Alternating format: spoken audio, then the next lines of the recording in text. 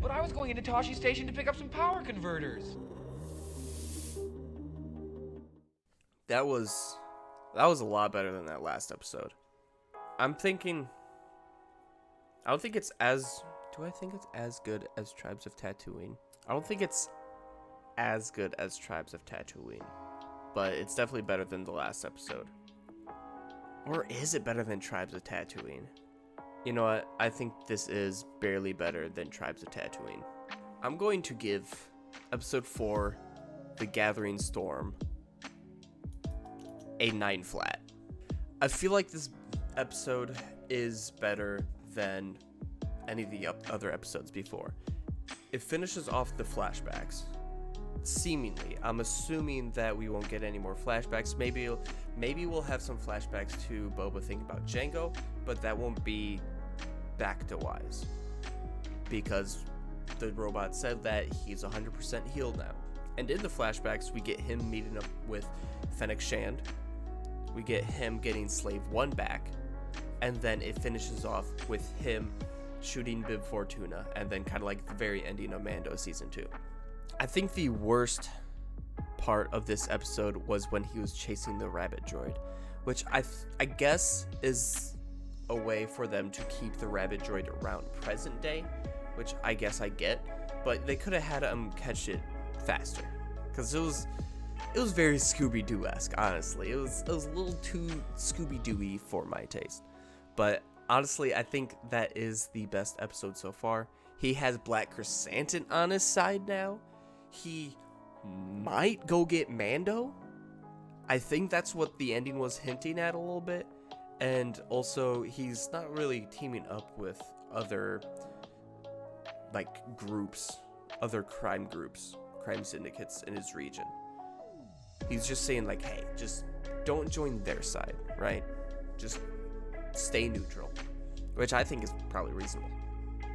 But yeah, for the flashbacks, I'm curious how long he was with the Tuskens, because we already got him to meeting up with Fennec Shand, which is the season 1 of Mando, which I believe is 5 years after episode 6, right? Yeah, 5 years after Return of the Jedi. So Boba Fett goes back to the Sarlacc pit to look for his Beskar 5 years later, which I guess makes sense why Fennec Shand was just like, it's dissolved. But then Boba said it was Beskar. So I'm not sure if that was confirmed that was Beskar in Mandalorian, but it is Beskar. But that Sarlacc pit scene, that was really good. The outside of it was like dissolved. So I wonder if it was just damaged and then part of it just didn't heal, because like the open mouth didn't close or open or anything. But that shot of Boba Fett kind of going flat to the ground and then going over the Sarlacc pit, and then you just see up into the sky with the teeth going in, and then Boba Fett and Fennec Shand flying over. That was a sick shot. And he realized that it doesn't have his armor, so he's going to look for his armor. And then, obviously, he does all that in Mandalorian, basically. And then they kind of skip all that stuff of how he finds Cobb Vanth and Mando and all that stuff, and then just skips through that to him killing Bib Fortuna, which I think is fine. But you know what's not fine? This camera right now. And him killing the Sarlacc pit with a seismic bomb. Oh, that was sweet. And I think one of the coolest parts about that scene is you hear it, and then it goes through the sand, and then you see like the ripples in the sand. That was sweet. For a second, I thought we were going to see a crate dragon, and then he's going to follow that to Mos Pelgo and then find his armor there. But honestly, him killing the Sarlacc pit, that's some closure. That's some sweet closure. Also, speaking of closure, him killing the biker gang, that was brutal, man.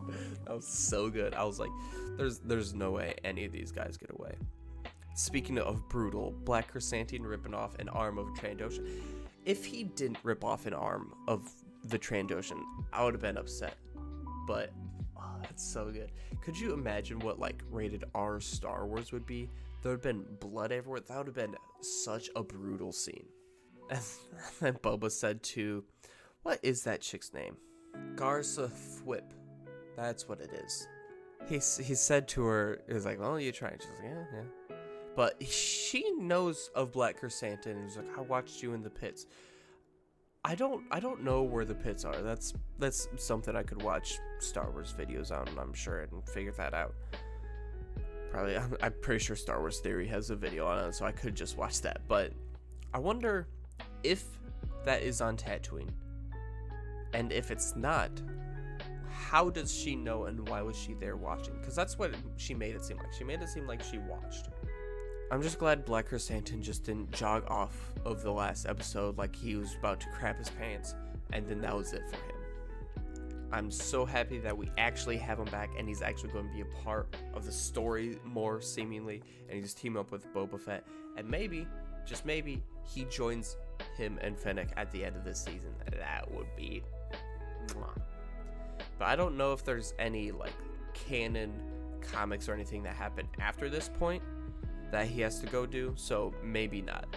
It'd be cool if he does, but I don't know how likely it is. But yeah, I thought that episode was solid.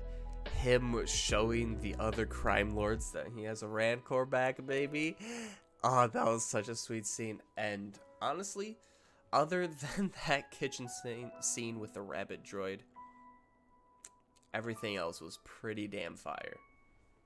What did you think of the episode? Did you enjoy it? Do you hate that rabbit scene like I do? And how glad are you to have Black Chrysanthemum back? And maybe Mandalorian next episode? Maybe?